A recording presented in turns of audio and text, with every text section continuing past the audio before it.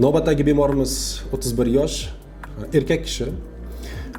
Bemor ikki tabaqali aortal klapan yetishmovchiligi va aorta ildizining kengayishi tashxisi bilan klinikamiz shifokorlari tomonidan bir necha yillar davomida nazoratda bo'lib kelgan va oxirgi 1 yil davomida aorta ildizining keskin kengayishi, ya'ni 1 yil davomida 5 mm ga kengayishi va aorta klapanining yetishmovchilik darajasi oshganligi inobatga olinib, bemor statsionarga yotqizildi.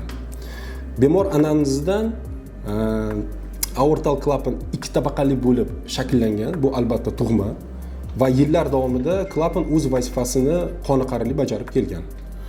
Lekin aorta ildizining keskin kengayishi hisobiga aortal klapan yetishmovchiligi boshlanib va dinamikada yillar davomida yetishmovchilik darajasi oshib borgan. Bugungi kunda ayni vaqtda aorta ildizining diametri 55 mm va aortal klapan yetishmovchilik darajasi 3. Va bu holatda yagona davolash usuli bu albatta jarrohlik amaliyoti hisoblanadi.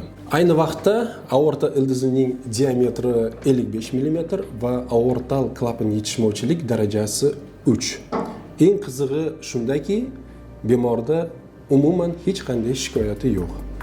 Lekin uzoq yillar davomida olib borilgan tadqiqotlar shuni ko'rsatadiki, aorta ildizining yoki aorta tomirining ko'tarilish qismi 50-55 mm oshgandan so'ng to'g'ridan to'g'ri jarrohlik amaliyotiga ko'rsatma hisoblanadi. Bu jarrohlik amaliyotini kechiktiradigan yoki qoldiradigan bo'lsak, bexosdan aorta ichki devorining disseksiyasi, ya'ni yorilishi sodir bo'lib va aortaning qavatlanishi yuzaga keladi. Bu albatta bemor hayotiga o'ta xavfli hisoblanadi. Bu holatda yagona davolash usuli bu albatta jarrohlik amaliyoti hisoblanadi. Bemorga ikki xil jarrohlik amaliyoti ko'rsatilgan va qaysi birini tanlashimiz bu bevosita operatsiya davomida hal bo'ladi.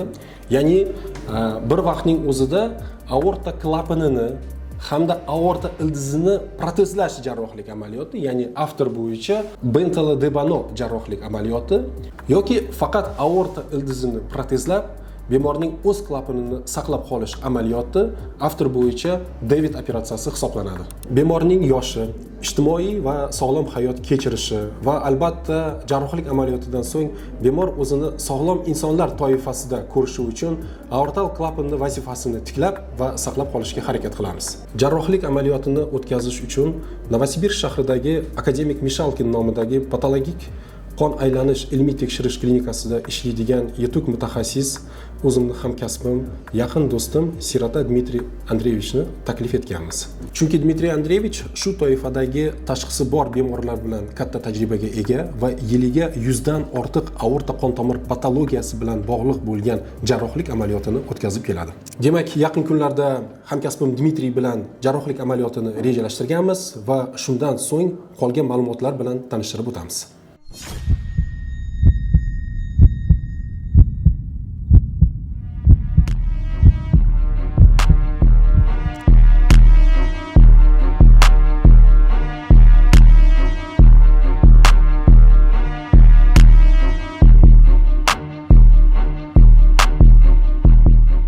Demak, deyarli 4 soat davom etgan jarrohlik amaliyotimiz nihoyasiga yetkazdik. Bemor reanimatsiya bo'limiga o'tkazildi.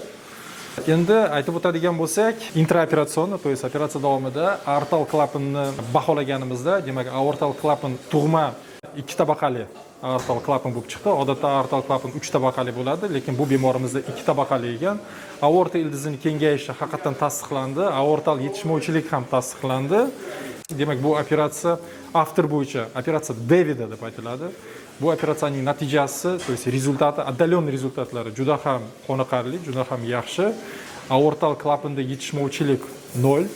To есть aortal klapan o'zining funksiyasini a'lo darajada bajaryapti.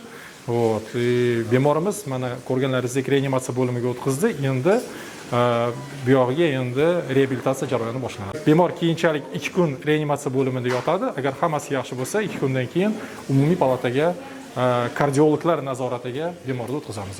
Сегодня был прооперирован пациент с аневризмой корня аорты, с выраженной артальной недостаточностью, двустворчатым артальным клапаном. Удалось сохранить артальный клапан, выполнили протезирование. восходящего дела, корня аорты. Операция прошла так, как мы запланировали. В принципе, клиника готова к таким операциям. Вот, все прошло нормально.